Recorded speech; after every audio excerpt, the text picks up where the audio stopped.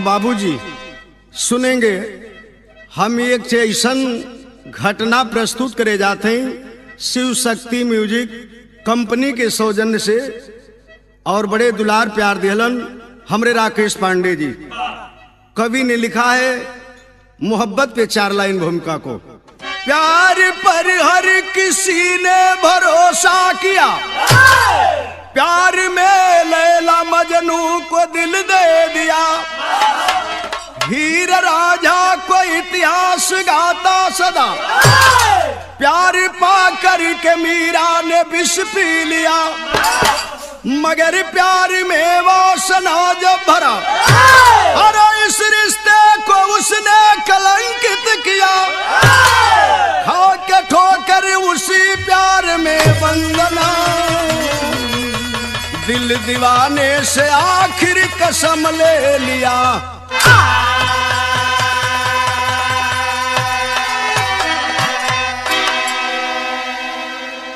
लिखा है कवि ने, पहले के मोहब्बत करने वाले एक लोग थे, लैला मजनू ही रांझा जूली फरहाद, और बाहर आज का समाज, आज के प्यार करने वाले लोग, ये मातनी के साथ कव्वाली के टुकड़ा लगल कैसे लालावा।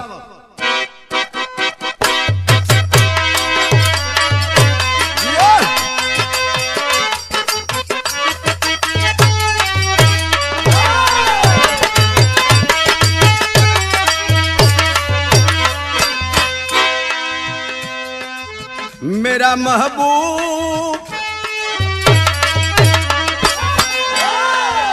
मेरा महबूब मेरे साथ बड़ा चाल किया, मेरा महबूब मेरे साथ बड़ा चाल किया, मेरा महबूब मेरे साथ बड़ा चाल किया, मेरा महबूब मेरे साथ बड़ा चाल किया।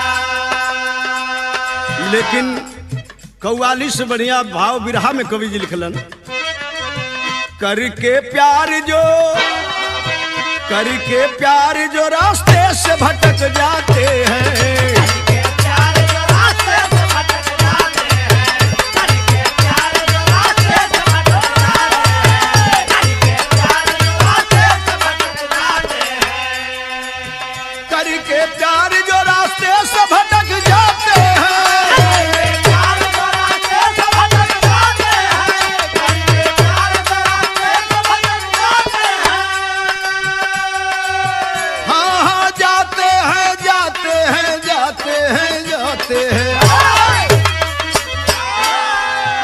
कांटा बन के वही दिल में खटक जाते हैं,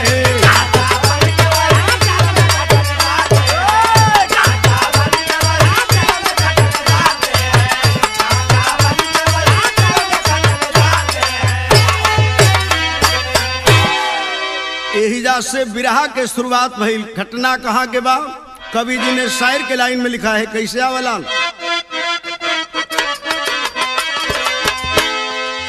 गजब के प्यार का अफसाना ये सुनाता हूँ,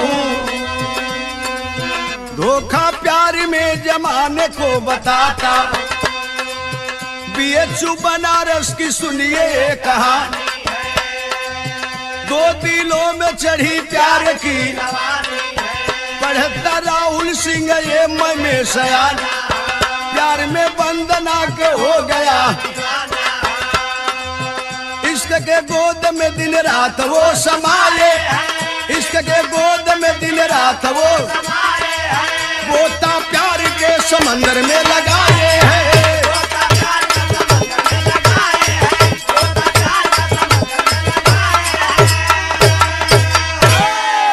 ए भैया बात सुन ला, ये बीएचयू के घटना बा, जिस विश्वविद्यालय को पंडित मदन मोहन मालवीय जी ने बनवाया है, जहां हमारे हिंदुस्तान के नहीं बल्कि देश विदेश के लड़के लड़कियां शिक्षा लेने आया करते हैं। वही पटना का रहने वाला राहुल सिंह नाम का लड़का जो एमए में पढ़ रहा था, और इसी कॉलेज में बाबू गोरखपुर बिछिया कॉलोनी की रहने वाली वंदना नाम की लड़की एमए कर रही थी। एक दिन दोनों में नैन चार भइल, और नैन चार भइल तो प्यार शुरू हो गई। प्यार को परवान ऐसा चढ़ल, दोनों जीने मरने की कसम खा लिए। धीरे धीरे कुछ समय बीतल, बाबू वंदना के पेट में उस राहुल का प्यार पलने लगा। वंदना जाके राहुल से कहला, सैया जी तू हमारा हो वाला पति हवा, वादा किया कि बाबा विश्वनाथ के मंदिर में कुछ दिन के बाद शादी कर लूंगा। कलश होवे वाला पति हवा, हमरे मांग में सिंदूर पहना दा ताकि समाज से हम बता सकें कि इस आने वाली औलाद के बाप का नाम राहुल सिंह है। कहा, रे पगली घबराओ मत, वो मेरी औलाद है। तुम्हारे पेट में जो प्यार पल्ला है मेरा है, किसी गैर का नहीं है। अपनी औलाद को जन्म लेने दो, गोद में ले चल के बाबा विश्वनाथ के मंदिर पे तुमसे शादी रचाऊंगा। वो लड़की के समझावत बा विरहा में एक ठे गीत लगल कैसे,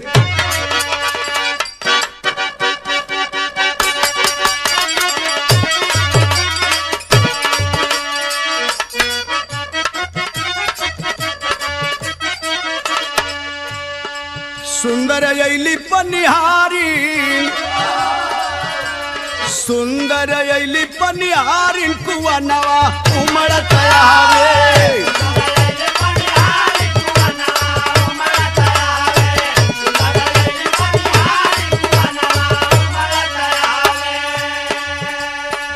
वो लड़की के समझावत बा के जीवन जोड़ी रही यादगार हो, प्रीतिया हमार नहीं टूटी।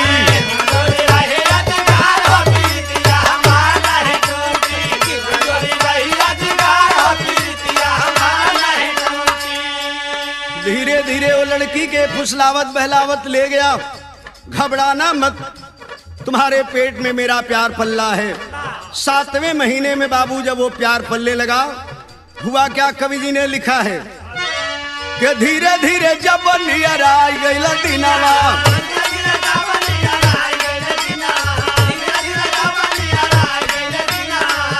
अरे बंदना का टूट गइल साजल सपनावा।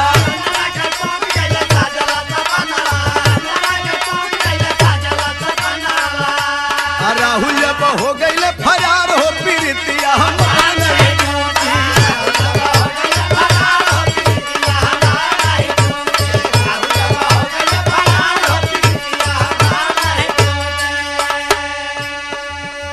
ए बाबू,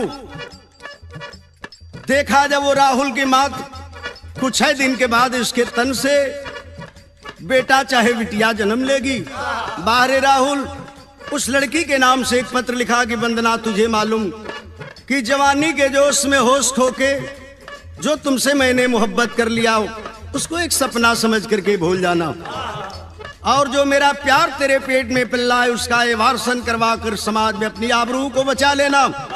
मैं सदा सदा के लिए विद्यालय छोड़ के जा रहा हूँ, जिंदगी में कभी मुड़ के मुझे तलाशने की कोशिश मत करना।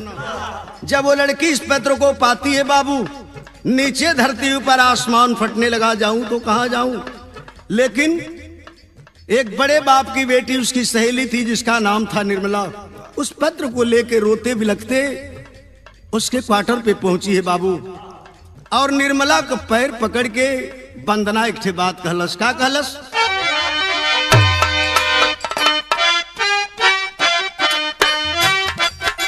संकेत से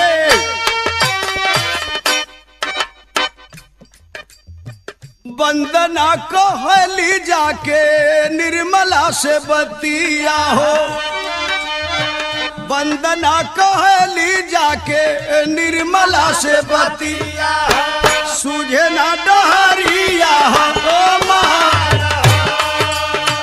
वंदना कहली जाके निर्मला से बतिया, सूझे ना डहरिया हो।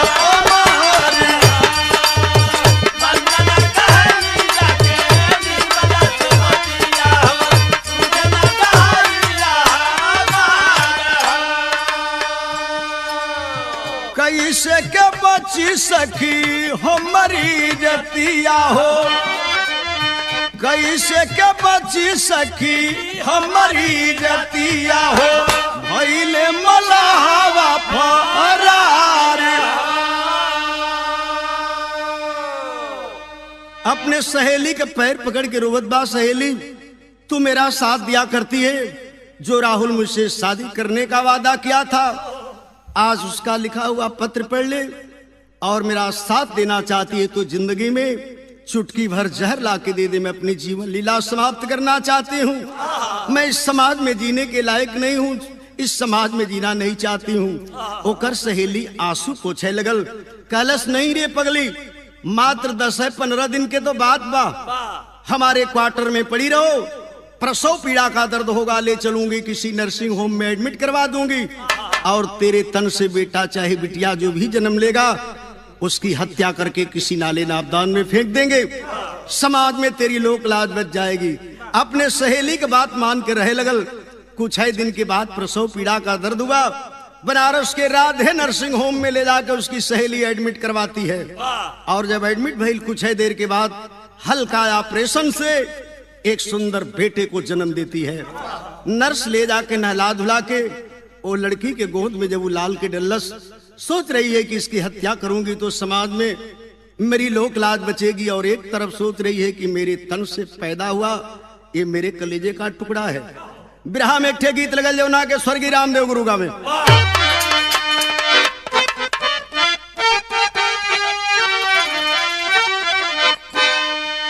अरे सावन महीनवा सवनैया निकोनो गेला, आ काला तिलक गलवा के हई गोरैया निकोनो गेला, रसे रसे झूलेली झूलनवा राधे हो काधा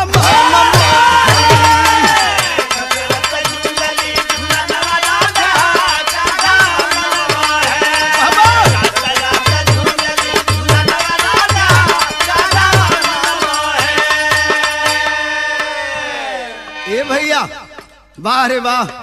जब वो लाल के अपना गोद में लियलस, कवि जी भाव लिखलन बिरहा में कि ठानी के परनिया अरसुअन जो नमावेली, आ देखे जब सुघरी ललनवा गोरिया हो मनवा मोहेला,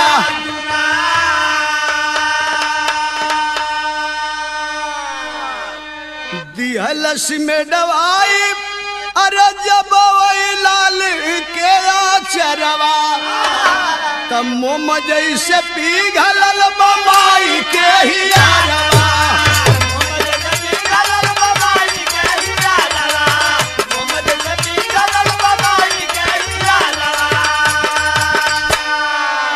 सोचत बा कि कैसे कर बेलाल के बधनवा रनिया हो मनवा मोहेला दू,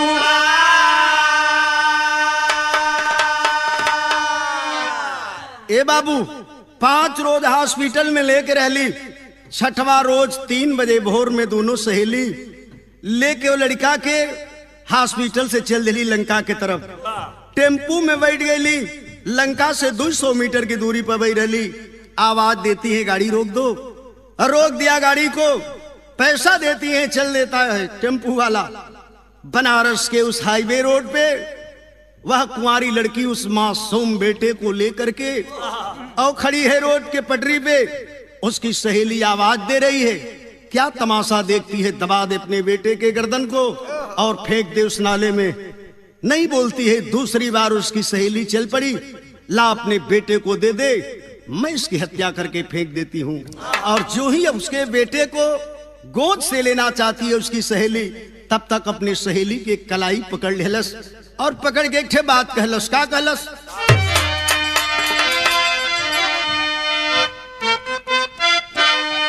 कहलस कि अरे मोरे राम, अरे परनवा का सुगनवा कलई, अरे परनवा का सुगनवा हो, परनवा का सुगनवा कलई, प्यार में धोखा खा के झंखत बा मयनो,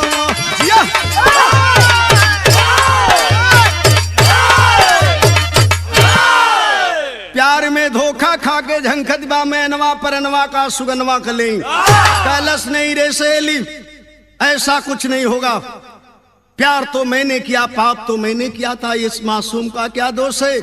ये नन्ही सी जान तो इस जहान को देखा भी नहीं है रे। कोई ऐसा तरकीब लगा कि ये नन्ही सी जान भी इस जहान में जिंदा रहे और समाज में मेरी लोक लाज भी बच जाए। 5 मिनट के बाद ओकर सहेली एगो उपाय बतौलस, विदेशिया में कवि जी लिखलन।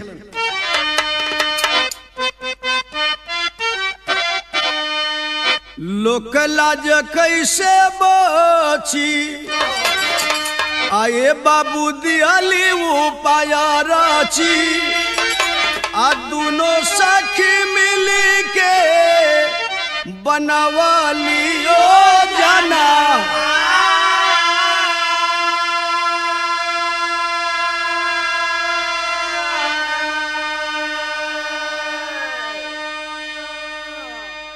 कहली कि लाल के छुपाई कहवा, आले के हम जाई कहवा। अरे बाबा विश्वनाथ मंदिर आया बयली ते ही छाना।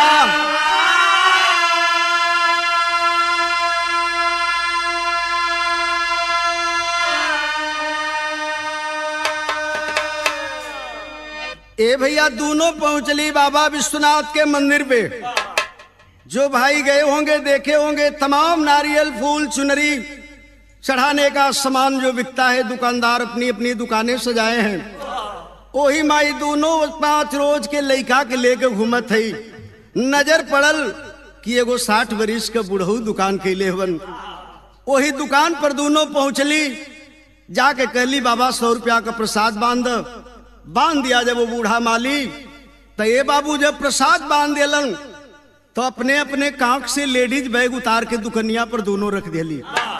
आपन दोनों चप्पल निकाल के दोनों ठौरी रख दिली। हमन के सामान देखिए बाबा, आ निवेदन कैली कि तुम्हारा आदेश हो तो लड़कवा के सुता देती जा, आ कुछ ही देर के बाद मंदिर से पूजा करके थी जा लेके चल जाती जा। बुढ़ऊ के दया आ गई, कहलन सुता दे बिटिया। सुता तो दिहली, लेकिन कैली का दोनों कि मलिया के लाला दिहली, आ दर्शन के बहाना कैली। अरे छोड़ी छतवा सा दोनों भगली मायाना।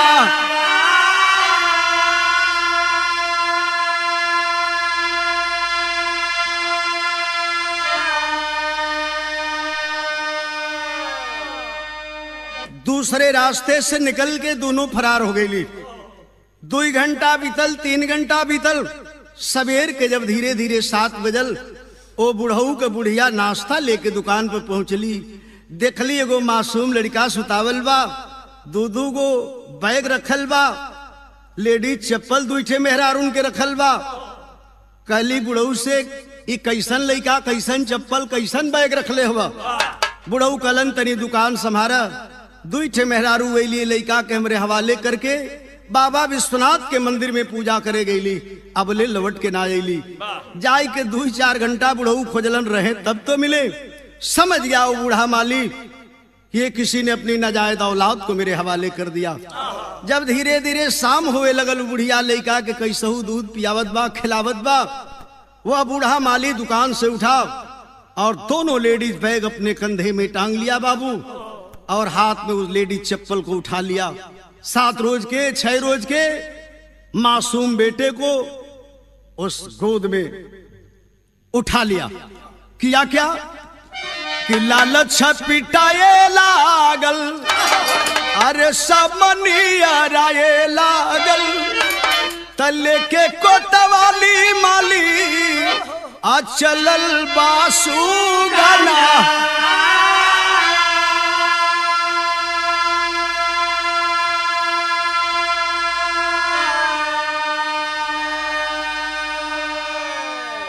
ए भैया लेके चल दिया वो बूढ़ा माली, ले चलो इस औलाद को कोतवाली में, कोतवाल साहब को सुपुर्द कर दूं। इस लड़के को अनाथालय में भिजवा देंगे। अन्यथा जमाने में बहुत ऐसा लोग हुवन जेके मालिक दौलत बहुत दिले हवन, लेकिन उस दौलत पर कोई औलाद नाम की चीज नहीं है। किसी को दे देंगे, कोतवाल साहब परवरिश कर लेगा। लेकिन कोतवाली से बाबू मात्र 150 मीटर की दूरी पर वो बूढ़ा जा रहा था। तब तक एक 27-28 वर्ष का नौजवान, जिसके कंधे पर लिखा था उत्तर प्रदेश पुलिस, नजर पड़ी। जब बुढ़ऊ करीबे इलन, रोक के कहलस बाबा, ये मासूम बच्चा गोद में लेके तू बुढ़ोती में कहाँ जात हुआ बाबा, आखिर इसकी माँ कौन है कि इतनी बड़ी जलालत झेल रहे हैं। बुढ़ऊ के आंख से आंसू चले लगल। सारी बात बताए उस लड़के की कि बेटा सिपाही जी, ये लड़का के हम कैसे पौली। जब सारी घटना को सुना सिपाही, उसका हृदय विदारक हो उठा। ममता जगी सिपाही की और कहा कि बाबा, इस कोतवाली का मैं सिपाही हूं, इस बच्चे को मेरे हवाले कर दीजिए। बुढ़ऊ सोचे लगलन कि चाहे कोतवाल के दा चाहे सिपाही के दा, ये लड़का से हमार गला छूटे। तो बिरहा में एक ठे गीत लगल। कौन गीत बालाल?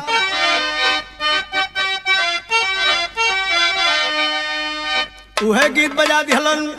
अरे डूबी मरबे रजऊ, अरे डूबी मरबे राजा, जई बजो पूर्व की सवा।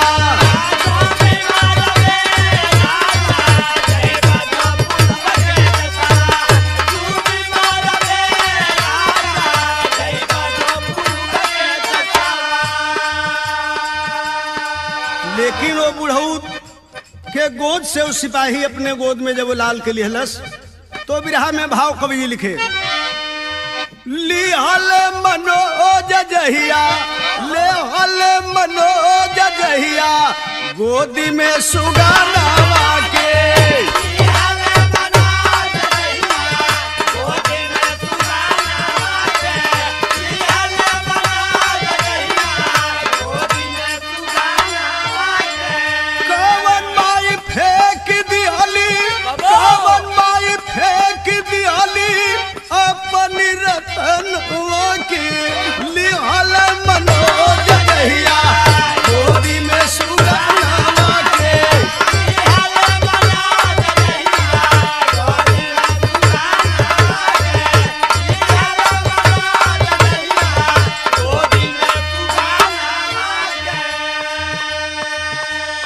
हमारे उत्तर प्रदेश में सबसे बड़ा गांव है, जिस गांव का नाम है गहमर, गाजीपुर में पड़ता है।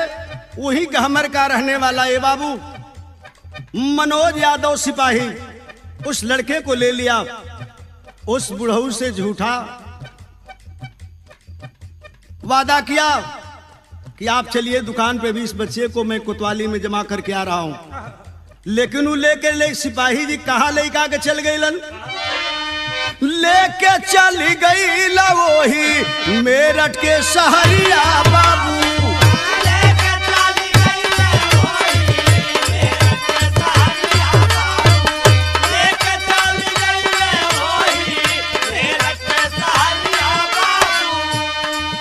दाई के लगवलन का अरली रखवरिया बाबू।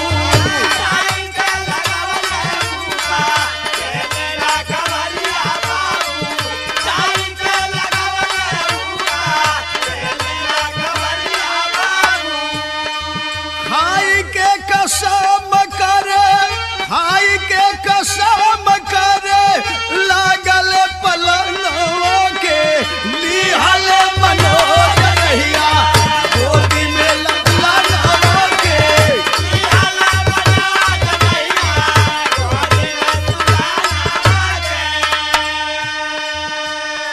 वह सिपाही कसम खा लिया कि मैं जिंदगी भर अपनी शादी नहीं कर सकता हूं।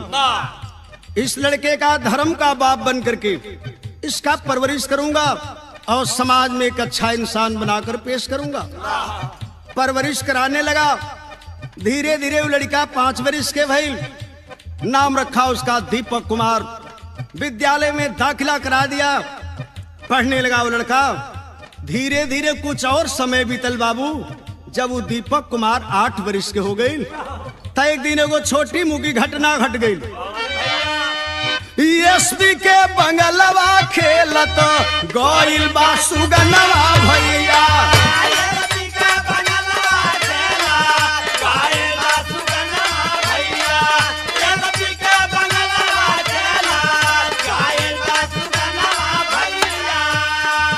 जाके तोड़ी दिया ले लाला तू एगो सुमनवा भैया। जाके तोड़ी दिया ले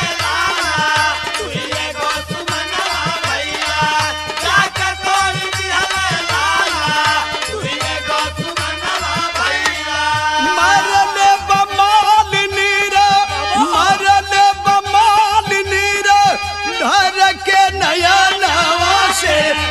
हाल मनोज दहिया गोदी में सुगानवा के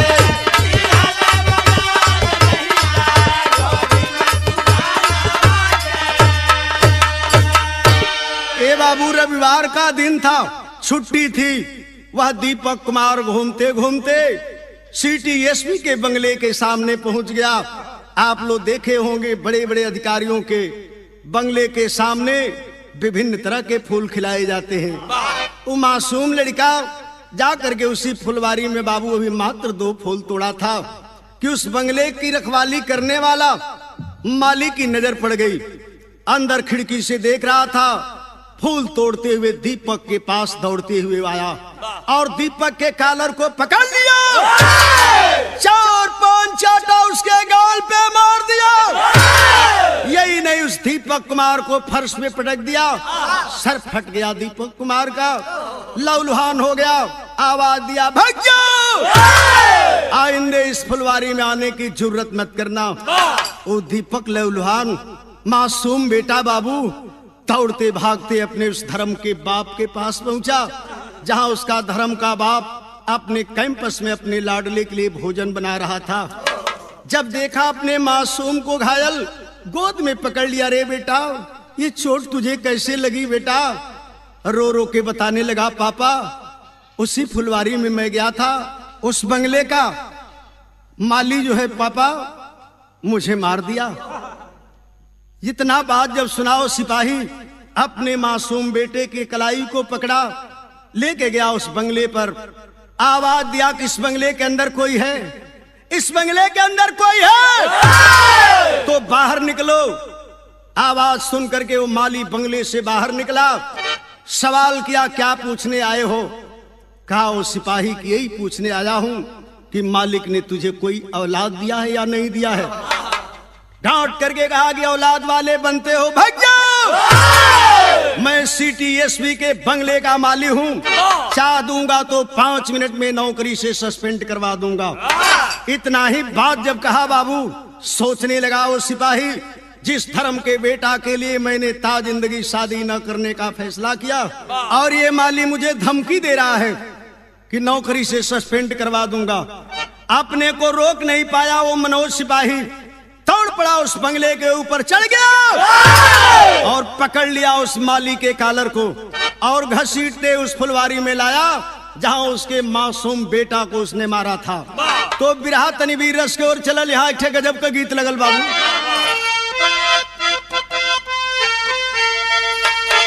वह गीत बा, अरे सासु मारा तनवा, अरे जठानी मारा तनवा, तनवा हरी हो मारे तनवा, हमारी आगे का बिटी रे तनवा हरी हो मारे।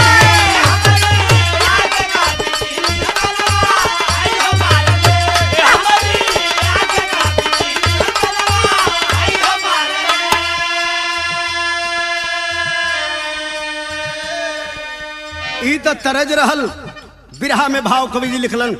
पकड़ लिया उस माली के कॉलर को, बंगले से नीचे घसीटते लाया। भाव कवि जी लिखलन का भइल, अरे मरला बा मालिक कहिगा और ढाकत मा सुगना रे जबुबा ये नवा कइले जबुबा बोला ढाकेला नयनवा हो जबुबा ये नवा कइले ना।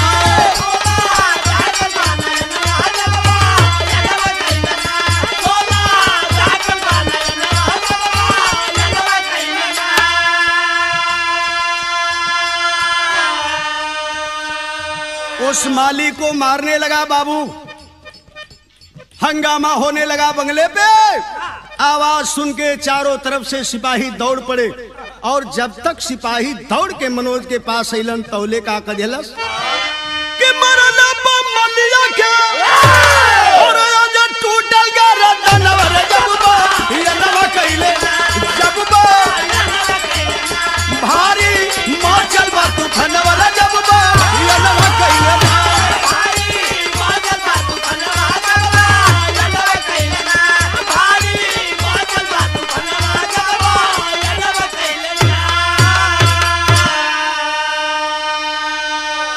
भैया। दौड़ करके सिपाही मनोज यादव को पकड़ लिए। अरे तू कहीं पागल तो नहीं हो गया है? तुझे मालूम है कि नहीं कि सीटीएसबी के बंगले का माली है?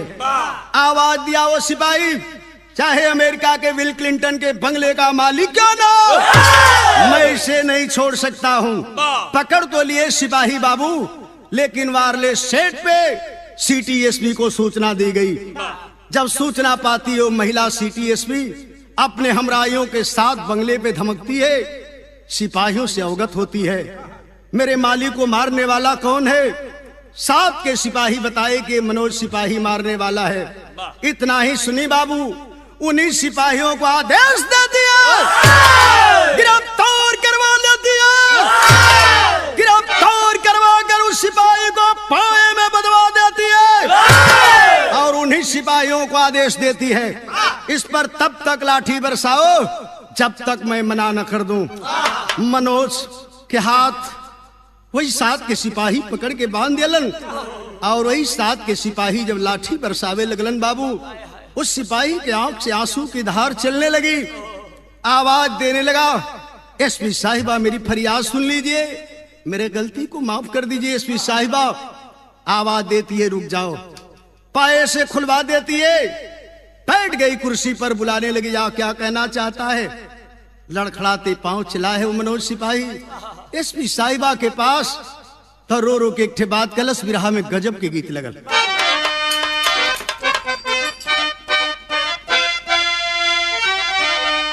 वह गीत बा कहली कि ए बंदर कूद जा जमुना वही में, कूद जा जमुना वही में, मन लाना कहना है ओ महाराज जी।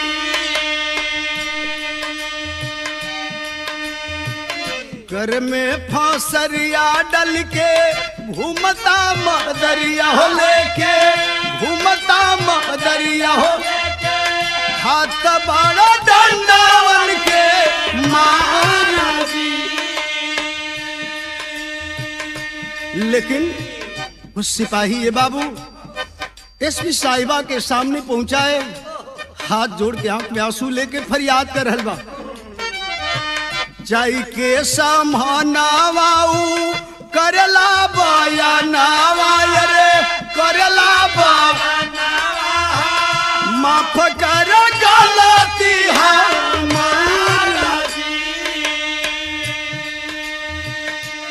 कहा कि एसपी साहिबा मुझे माफ कर दीजिए, ये मेरा धर्म का बेटा है और इसके परवरिश के लिए मैं संकल्प लिया हूं।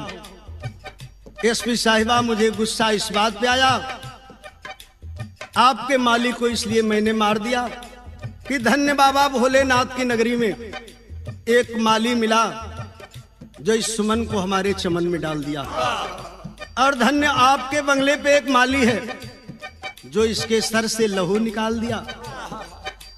तो आपे बताई जवना लइका खातिर हम कसम खैले हैं, कैसे के आंसू देखी एकरी नाया नावा रे, एकरी ना अखिया से बहे जला।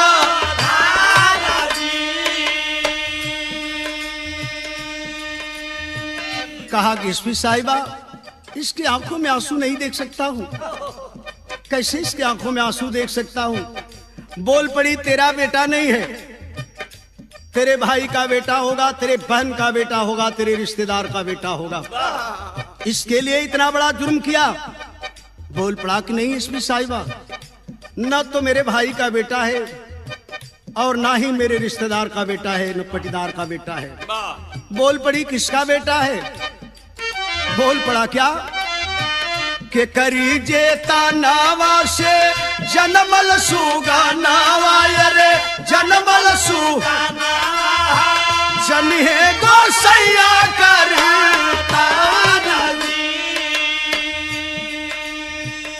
कहा एसपी साहिबा दुनिया में इसकी माँ कौन है, इसका बाप कौन है, इसे मैं नहीं जानता, इसे तो सिर्फ ऊपर वाला जानता है।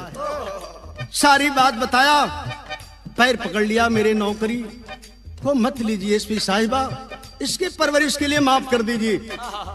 मगर खड़ी हो गई कुर्सी से और आवाज देती है, सिपाहियों को, दीवान और मुंशी को बुलाओ, जीडी लेकर आवे। सस्पेंड ने इसे नौकरी से बर्खास्त करा के दम लूंगी। आदेश पा के बाबू दीवान मुंशी जीडी लेके हाजिर भइलन। बैठ गए मुकदमा लिखने के लिए। सारे महकमे के लोग हैं। वह 8 बरस का दीपक कुमार सोचने लगा, मेरे जैसा भागा बेटा इस दुनिया में कोई पैदा नहीं होता, तो शायद मेरे धर्म के बाप की नौकरी नहीं जाती। वह 8 बरस का दीपक कुमार एसपी साहिबा का पैर पकड़ लिया बाबू, और पैर पकड़ के रो रो के एक बात कहे लगल। का कहलक?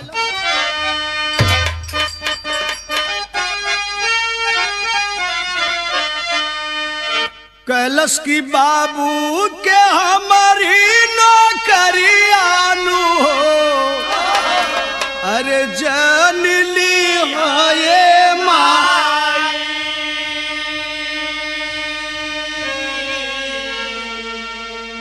अब फेंकी दी हली मोरी महतरियानु हो, भिखिया दे दहो माई।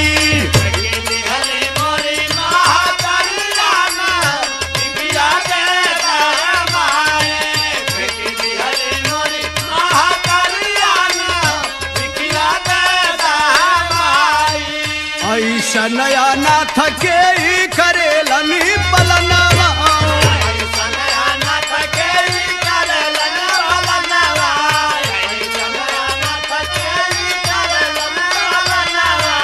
बगिया में तोड़ब नाही कबहू सुमनावा, बगिया में तोड़ब नाही कबहू सुमनावा, बगिया में तोड़ब नाही कबहू सुमनावा। हाथ बानी बाबू के क्रियानु हो, हाथ बानी बाबू के क्रियानु हो, जइबे यहाँ से पराई, बाबू का हमारी नौकरियानु हो, माई लिहा तू बचाई। बाबू के हमारी नौकरियानु हो, माई लिहा तू बचाई। ए बाबू, वो मासूम एसपी साहिबा का पैर पकड़ लिया, आंख से आंसू बरसाते हुए फरियाद करने लगा, एसपी साहिबा हमरे बाबू को नौकरी मत ला, हम अपने बाबू के साथ कहीं दूर चल जाए। एसपी साहिबा हमारे बाबू बतावेलन कि ये बेटा बाबा विश्वनाथ के मंदिर से तोरा के लेके रे बेटा एगो माली आवत रहल कोतवाली में देवे बदे। ओ माली हमके सब बतौलस की 2 ठे मेहरारू ऐली ये लइका के रख के हमरे दुकान पर प्रसाद लेके चढ़ावे गईली, अपन सामान रख के वापस ना आईली।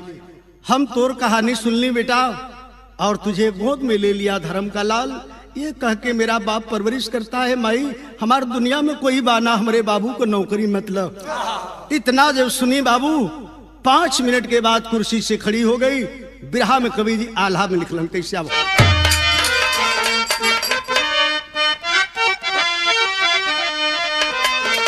के बाबू के जियरवा रे, अरे कठोर भोले होला रे भैया, माई के जियरवा हुए ममता के धार, गोदिया में उठा के तहिया कर लगली बतिया पंचो, लेब नाही बाबू के नौकरिया रे तोहार,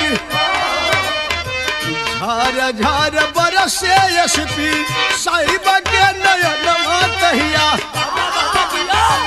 या बतानी आगवा के सुन नहीं जहार।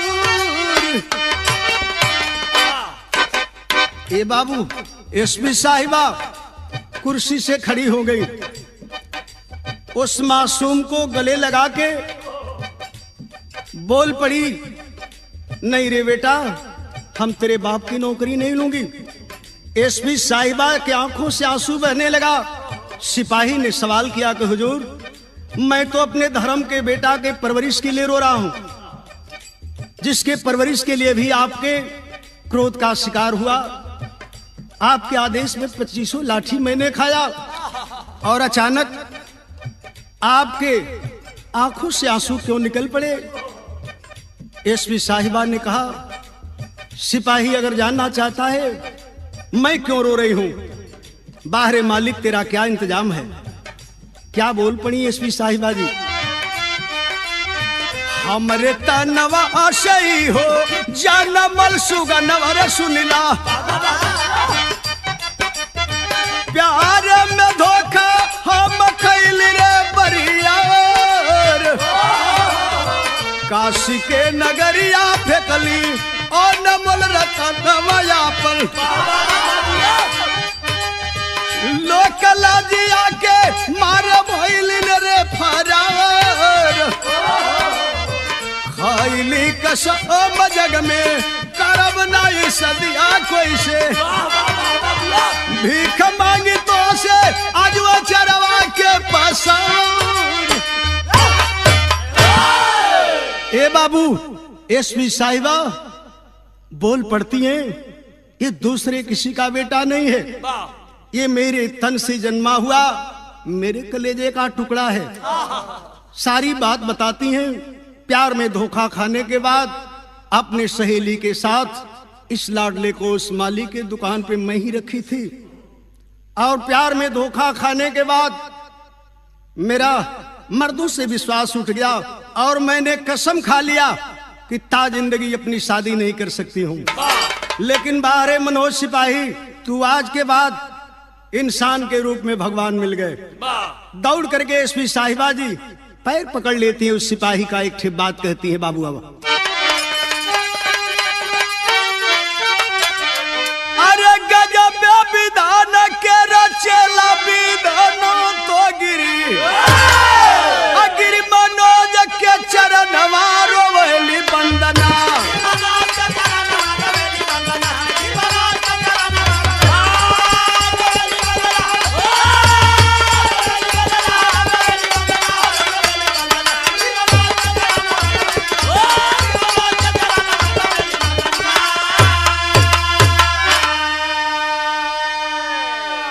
काली की काशी में फेंकली जवनिया न बोल रतनवा, अरे मिलल मोरा प्यार आज तो हरे चमनवा,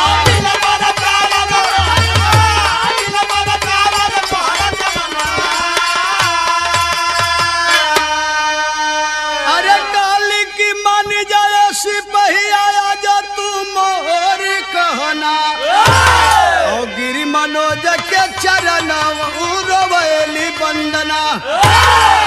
ए बाबू, बोल पड़ती है एसपी साहिबा कि तूने बताया पहले कि इस लड़के के परवरिश के लिए कसम खा चुके हो कि ता जिंदगी अपनी शादी नहीं कर सकते हो। प्यार में धोखा खाने के बाद मैंने भी कसम खा लिया कि ता जिंदगी शादी नहीं कर सकती हूँ। लेकिन सिपाही, तुमसे मैं कुछ मांगना चाहती हूँ, दे सकते हो? कहा कि एसपी साहिबा, इसके परवरिश के लिए मेरे पास जो भी होगा न्यौछावर कर दूंगा। बोल पड़ती हैं, कुछ न्यौछावर नहीं करना है। सिपाही से कहती हैं कि अपनी कसम तुम तोड़ दे और मैं अपनी कसम तोड़ दूं, इसका परवरिश हो जाएगा। तो भेज के सिपाही तब से नुरवा मंगवली, अरे मंदिर में मनोज साथे सदिया रचवली,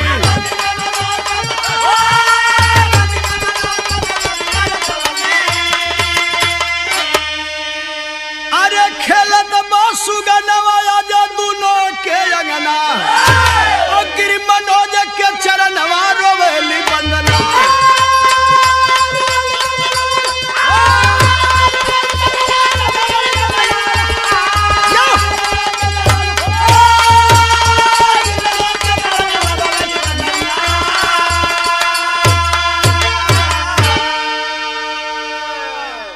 इंसानियत ने झुकाया।